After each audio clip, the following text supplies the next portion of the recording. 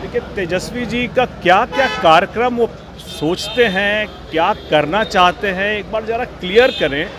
इस योजना को लेकर के जिस तरह से वो आगे बढ़ रहे हैं, उसका प्रारूप भी हम लोगों को बता दें कि वो कैसे करेंगे उसको। देखिए, बिहार को विकसित करने के लिए बड़ा ज़रूरी है कि कोई भी पैसा आए वो जनता के विकास के कार्यों में लगें।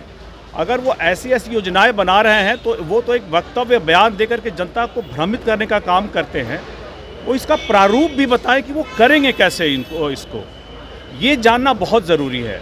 और ऐसा कोई भी कार्यक्रम करते हैं जिसमें लोगों की भलाई है, उसका तो हम लोग स्वागत करेंगे, लेकिन इसका प्रारूप हम लोग को पहले बताएं।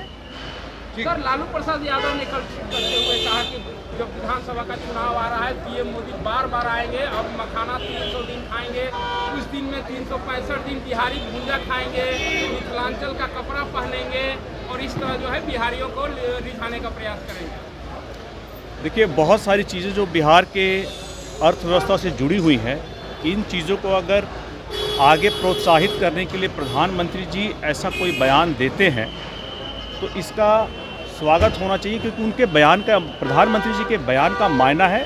और इससे हमारा जो मखाना उद्योग है, जिस तरह से वो अभी जा कर के एक स्ट्रक्चर में आ रहा है, बाहर इसकी जिस तरह से हम लोगों को इसका फ़ायदा मिलेगा, इन चीज़ों का स्वागत होना चाहिए। लेकिन लालू जी को आदत रही है अर्थव्यवस्था, बिहारियों के भलाई से, विकास से और बिहार की अर्थव्यवस्था से जुड़ी हुई हर चीज़ों का मजाक उड़ाने की।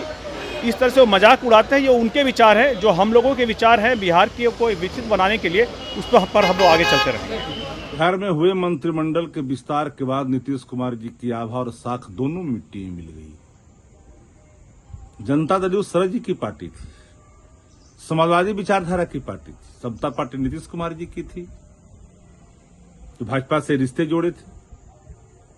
लेकिन मैं देख रहा हूं कि इन दिनों भारतीय जनता पार्टी पूरी तरह से सीमों पर अपनी कब्जा जमा ली है।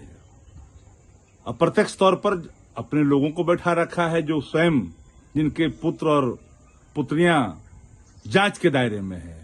वो रिटायर्ड व्यक्ति अपना काम कर रहा है, भाजपा के एजेंडे को लागू कर रहा है। अब 21 की संख्या हो गई है।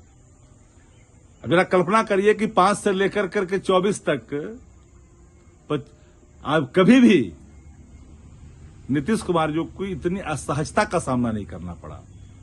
नीतीश कुमार जी असहज हैं भी, कई कारण से असहज हैं। भाजपा उसका अनुचित लाभ ले रहा है। अब बताइए भाई कि नालंदा से कभी मंत्रिमंडल में शामिल करने की साहस भाजपा नहीं करते थे, लेकिन इस बार भी की। उनके जिस जाति से नीतीश कुमार जाते, उस जाति के लोगों को भाजपा शामिल करने से डरती थी। भाजपा ने तो अब नीतीश कुमार जी को यह एहसास कराया कि आप उस वर्ग के भी नेता नहीं है, उस वर्ग का प्रतिनिधित्व हमने दे दिया है।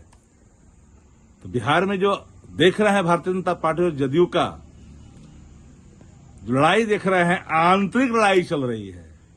और भाजपा जो है पूरी मुस्तैदी के साथ सिंधे के रास्ते, एकनाथ सिंधे के रास्ते बिहार को ले जाना चाह रही है।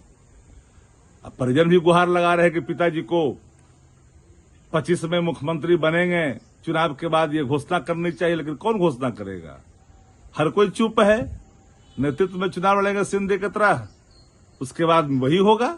क्योंकि सबको पता है कि भारतीय जनता पार्टी जदयू में 100-105 की सीटें के बंटवारा होगा। बाकी सीटें तो चिराग पासवान जी और मांझी जी लेके जाएंगे, जो भाजपा के साथ रहेंगे। फिर वही होगा जो सबको ज्ञात है।